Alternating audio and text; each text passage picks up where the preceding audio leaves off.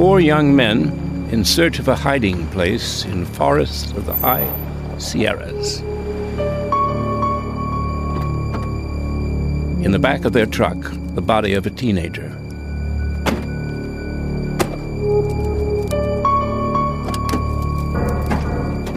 According to later court testimony, 2 of the young men in the forest that night had had sexual relations with their victim.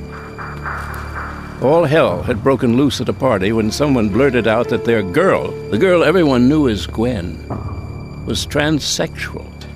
In their eyes, a boy faking it as a girl.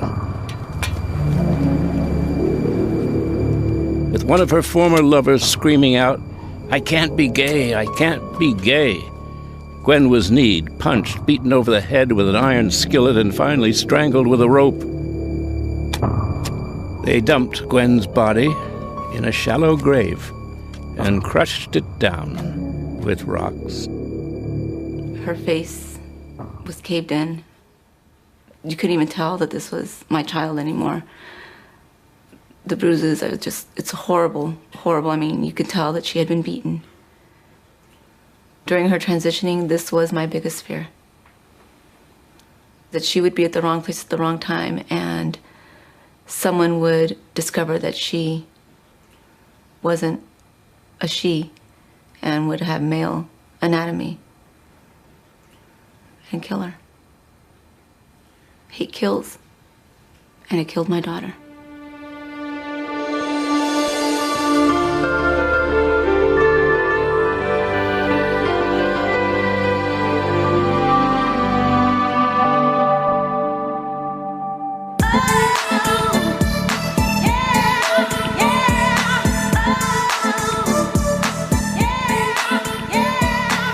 In the heartland of the American Midwest, 8-year-old Noah is already a boy apart.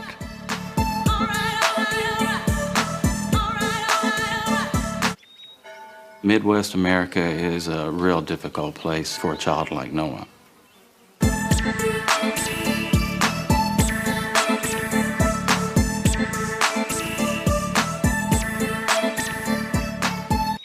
We have a lot of farmers, hardworking people that have always grown up that a boy's a boy and a girl's a girl, and it's also a strong religious belief that Noah shouldn't be like that because God didn't make him that way. It's hard to make people understand. I like to make stuff out of ribbons and stuff, like shirts and skirts and stuff like that. I know it's nothing that we've done. Noah has been that way since he's been old enough to express himself. We've done many things to try to steer Noah away from the way he is now. Nothing's been encouraging. I think with a child like Noah, if you accept him unconditionally, you're teaching him love. You're teaching him that his parents love him and they support him no matter if he's different than the other boys. And I do know one thing, he didn't choose to be like this.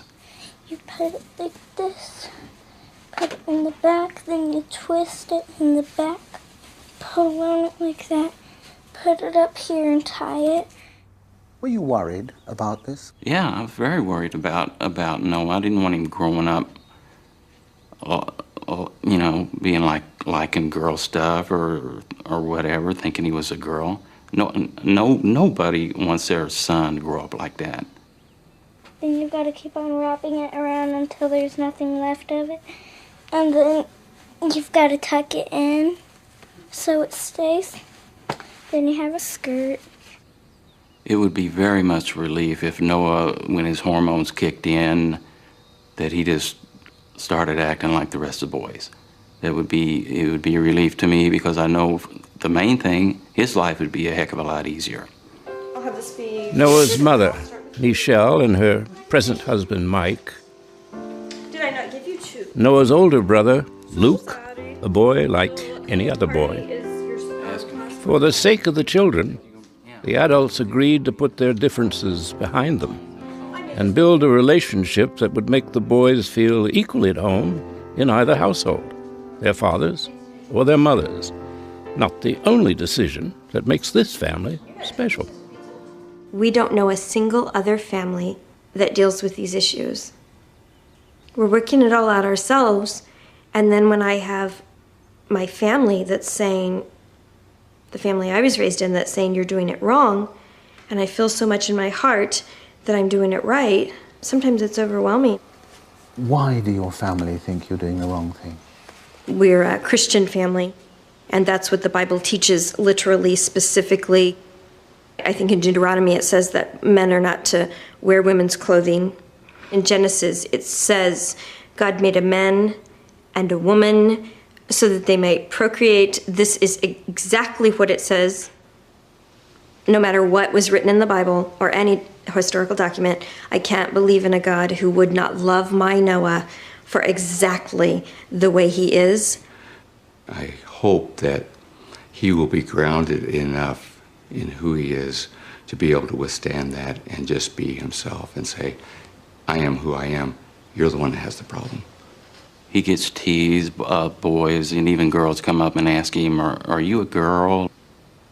And they'll call him, names, slur names that you'd hear, and he gets it at school quite a bit. Are other children ever unkind to you? Not usually. Usually they're just asking me questions. Like what? Like, are those girl shoes, or are you wearing girl shoes? And they just ask me questions like that, like about my clothing and stuff. When you start being called a lesbian, homo, fag, when you get called a he, she, the question I think that bothers them the most now is, are you a boy or a girl? I would just like to tell people that I don't feel like answering all those questions, so don't ask me. What are your greatest fears? Just that someone will hurt him. I've read it more than once, that there's about a 50% chance that these children will be killed or kill themselves. That would be my biggest concern.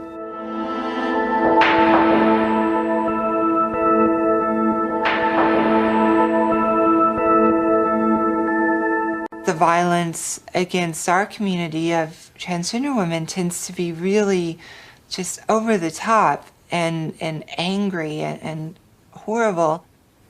Usually a transgender woman is not just punched or beaten up or even just murdered with a gunshot.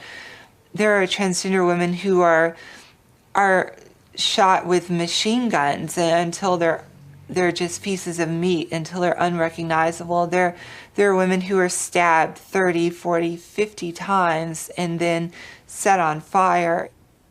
If you can just imagine physically the time it would take to stab someone 40 times.